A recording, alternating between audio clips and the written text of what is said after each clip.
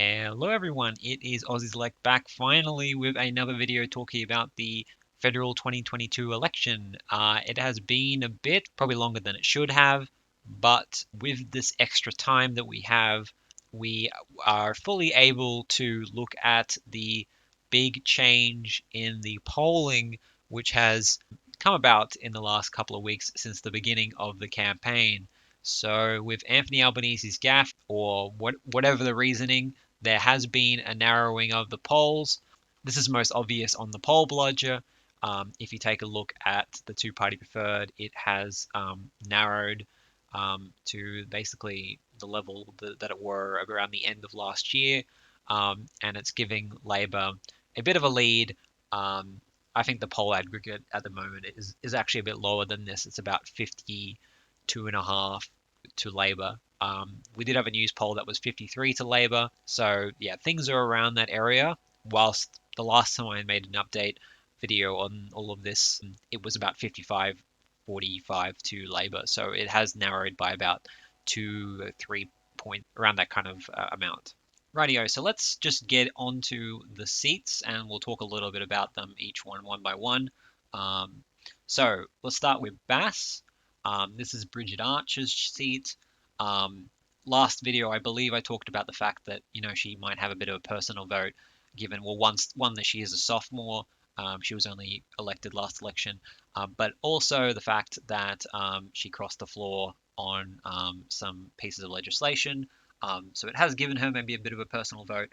There was one poll which did have the coalition leading in Bass, and so that's why at the moment I'm sort of temperamental about giving Bass to the Labor Party. Tasmania has always seems kind of random, so I'm not really sure about that one. We don't have great polling from Tasmania.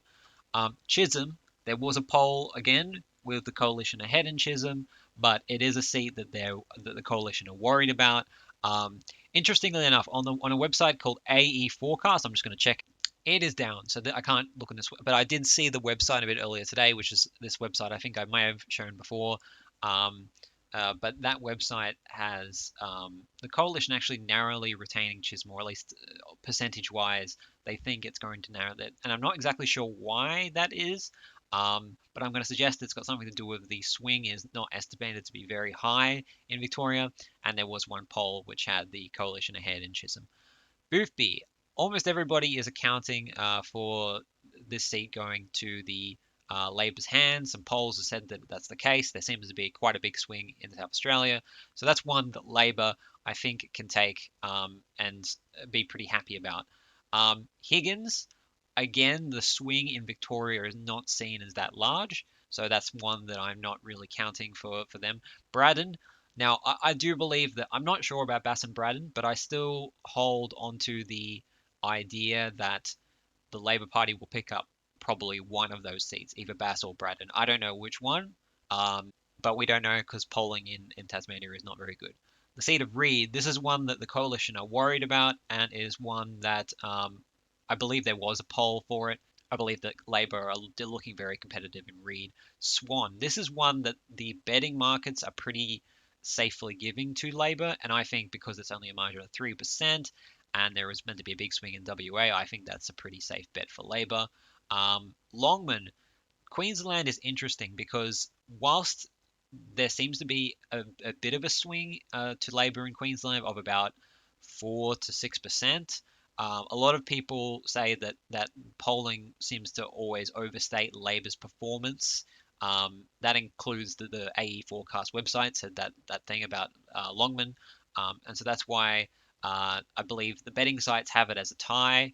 And I think there was a poll which had the coalition ahead in Longman, but people aren't necessarily giving that to the Labor Party. And on this prediction that I'll do later in the video, I won't be giving any seats to Labor in Queensland. So Labor will, in my opinion, they will probably maintain the same desert of seats they have in Queensland, but they can still win. They can still win without Queensland. Robertson, this is one seat that the betting market are giving to the Labor Party. Casey, this is one that I think the margin is just going to be too high and the swing won't be high enough. Dixon, don't think it's going to happen. Deakin, don't think it's going to happen. Brisbane, not going to happen. Lindsay, the margin's a bit too high. Latrobe, I also think the margin's a bit too high. Pierce is one that the both the A forecast and the betting markets believe that will go to Labor, but it is a bit of a high margin, and I think that swing that has been happening in WA has been sort of tapering off in the last couple of weeks. So it's not like a sure bet for Labor. Kooyong, independents are really trying to get that seat. There was a poll which had an independent ahead 59 to 41 on that seat. Yeah, that will be an interesting one to watch. Independents really have sort of become, I think, a worry for the government in the last couple of weeks. Whilst Anthony Albanese has kind of um, had a couple of issues. These independents are still going quite strong, and so there'll be some other seats which I'll talk about in a second. Which Flinders, interestingly, one of these, except the betting markets did have it as sort of a tie, and this AE forecast site had it kind of as a tie about whether an independent or the coalition would win Flinders. But it has they've now kind of changed their opinion, and they believe the coalition will safely win Flinders. But it is one of those seats that the independents are looking at. Now, the seat of Hasluck, this is a seat that before it was most people were giving it to Labor, but now it's kind of temperamental. We'll quickly talk about the betting sites in a moment because I do want to look up some of these seats on the betting sites. It has absolutely narrowed. There was a point where these two were actually equal on Sportsbet, and I believe that actually the coalition were ahead on Sportsbet, and that was about a week or so after Anthony Albanese's unemployment rate gaffe. But it has kind of moderated a bit. But the coalition are definitely in a much better position than they were a couple of weeks ago or when I did my last video, and they're doing better on those than they are on the sort of prediction websites. So the betting markets are predicting more likely to be a coalition victory than sort of the prediction websites are saying. So let's look at the seat of Hasluck in WA because I'm kind of curious about what's that looking like now. Here it is. So the coalition are supposed to be ahead here. I believe that Labor were in the lead about a month ago or so. So yeah, things are definitely sort of changed here. Labor's still in the lead in Pearce. Labor still definitely in the lead in Swan. Coalition in the lead in Tangney. And Curtin, we've got an independent, which is another seat I want to talk about. An independent. Let's quickly go back to this. Ryan, don't think it's happening. Banks, this is a seat which has sort of come into play. I don't know why, but a lot of like the A forecast website is kind of predicting that Banks could go to the Labour Party. I'm kind of curious about what the betting sites say about it. So we'll go on to that. They do have the coalition ahead, but it's sort of tight. Um, so it's got quite a big margin, but for whatever reason, it's come into play. Maybe it's because they're thinking that the Asian population will be like a little bit offended by some of Scott Morrison's rhetoric. I'm not really sure. Sturt, this is a seat because of the swing in South Australia has also come into play. Um, I'm not sure about it. I have a few friends who are actually campaigning in the seat. Good luck to them. Um, but I don't know about that. It could happen. It could happen, but I don't know about that. Monash, no. Bennelong, again, another New South Wales seat, which the coalition are sort of worried about. So there are a couple of these kind of sort of mid-western seats in Sydney that the coalition are um, starting to get a little nervous in. The seat of Menzies, I don't know anything about this actually. I presume that an independent's running there. I could probably check. Um, uh, no, there's no independents running there, so I don't think that's going to happen. Anything's going to happen with that seat. But Bono, no. Goldstein. Goldstein is another seat that the coalition are worried about from an independent, and that independent is known as, I'm sorry, I don't know, Zoe Daniel. That's right. That's right. Yep, this is a seat that the independents are definitely targeting. Um, Herbert, no. Petrie, no. No. Ford, no. Flynn, no.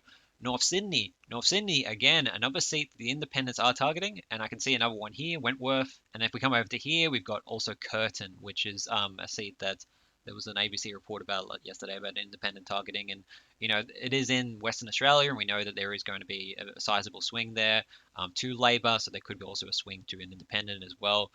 Just sort of an anti-Morrison kind of swing. He did call them cave people. So Yeah, so I don't know how these independents are going to go. I do think that the whole transgender issue is going to hurt the coalition in some of these independent seats, and I've heard that like a lot of them have like a net satisfaction rating of like with Scott Morrison before the election campaign of minus 30, and that probably might have changed because Scott Morrison's approval ratings have improved since then, and we'll just quickly go on to that.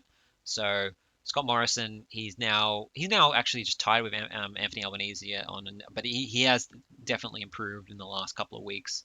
There was sort of a trend going for Anthony to become preferred PM, but that definitely has changed now.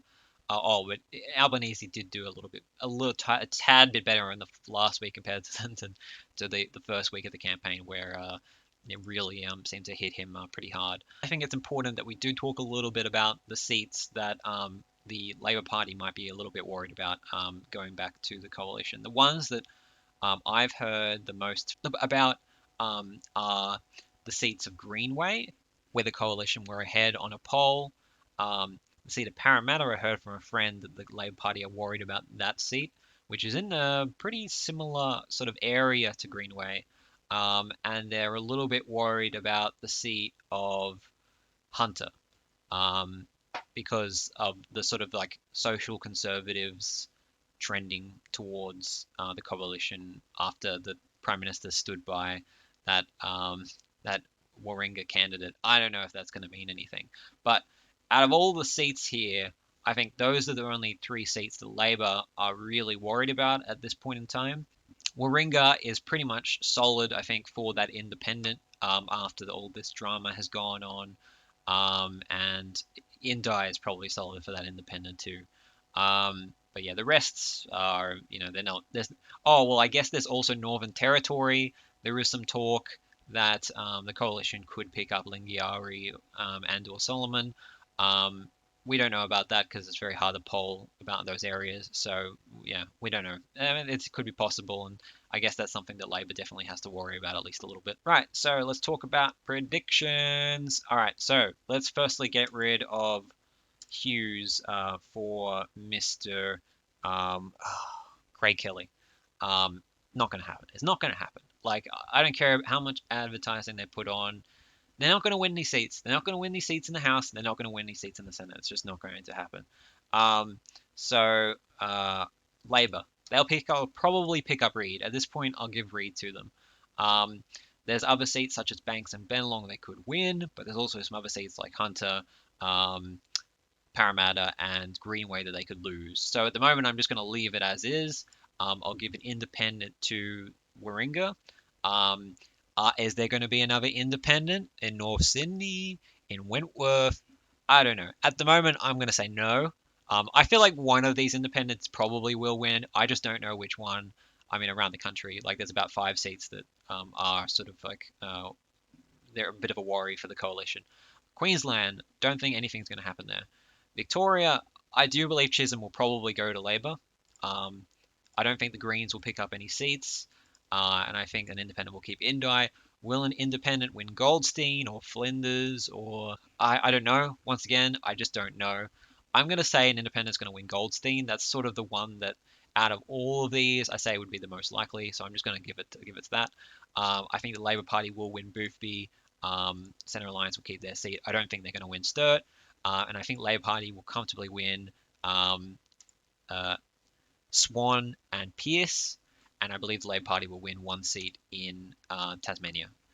So at the moment, this is my prediction, and so I am predicting at this point a hung parliament. I am predicting 75 seats for Labor, 69 for the coalition.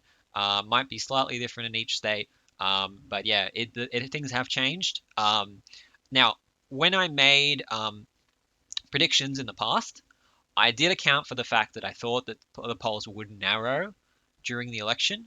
I did not expect the polls to narrow as quickly as they did, however. And I did not expect Albanese to stuff up as badly as he did. I mean, you could argue he didn't stuff up and it's all just the media and, it's all just bullshit. But the fact is that the stuff up has been effective in taking away support for him. Um, and I think that at this point, the Labor Party are looking like they're just going to be in a minority government. I mean, this is still them winning the election. And this is my prediction. This is based on taking into account what I think is going to happen in the next month. Well, what it's looking like at the moment. If the election was held today, I think Labour would probably have a couple more seats. I think they probably would probably have about 78, 79. But at the moment, if nothing sort of changes and there's sort of a sort of a similar trend, I think the Labour Party are going to miss out on a majority. But this will still be fine for them because they've got the Greens to. I mean, that might necessarily won't be fine for them because then they have to rely on the Greens, and then there's all that shenanigans again. But they got a couple of independents on. They're still on track to win the election, but it's definitely not as rock solid as it was. And so let's discuss the Senate while we're at it. Um, so I still believe what's going to happen in Queensland is we'll get two Labor, one Greens, two Coalition, and one More Nation. Um, I could be wrong about this because of the fact that polls are sort of overestimate things for Labor. So it could be this is the case. Um, but I'm just going to temperamentally keep this at the moment. But things might change. And but I will be sort of I will be kind of um, pessimistic on behalf of the Labour Party everywhere else. So at this point in time, I think things have narrowed enough that I don't think the Labour Party will pick up 3 seats in any state except for possibly Tasmania. They're still looking somewhat competitive in South Australia and Victoria, but I think things are going to narrow further, and I don't think that the Labour Party will pick up any surprising seats. So in Tasmania, the Jackie Lambie network, she is currently not running, but she does have a running mate, and they're still trying to do some stuff. So Jackie Lambie could pick up that last little seat. I don't think it's going to happen, but it's definitely a possibility.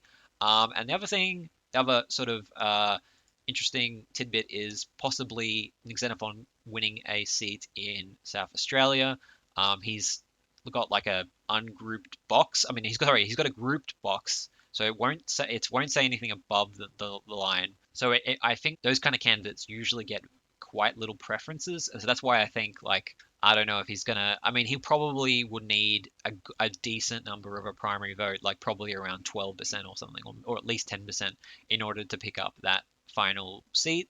I think it's possible. I'm willing to give it to him. I think either Lambie or Xenophon will pick up a seat. But this is how I think that the government's going to look. Um, I think this is again not that terrible for the Labour Party. It's not great for the coalition. I mean, coalition 34, 36, 37, 38. I don't think this is good for the coalition because even with everyone apart from um, the Greens and Labour, they still only get 38. So this will not be very good for the coalition. What they really need is that last seat in Tasmania or the last seat here. But I don't think at this point in time, I don't think they're going to pick up either of them. Um, but yeah, if they do get both, then they'll be pretty happy. I think they'll be that will work all right for them. But they still will need, I believe, like a One Nation and Lambie to get legislation across. Also, yeah, they're hoping probably that like this is okay. This is basically the best case scenario for the coalition. They're probably hoping on this, so they only need One Nation. Well, this will be a scary parliament for the left, and you guys better just hope it. I mean, it could happen. It definitely could happen. I'm not going to say it's not going to happen, but um, yeah, that's what they'd be hoping for. I'd say at this point in time. Um, so yeah, this is my prediction for now in the Senate. This is my prediction in the House. Tell me what you guys think in the comments. It's probably a lot of stuff that I could have talked about that I didn't talk about, but yeah, you get the gist of it. I'll make another video pretty soon. See you guys.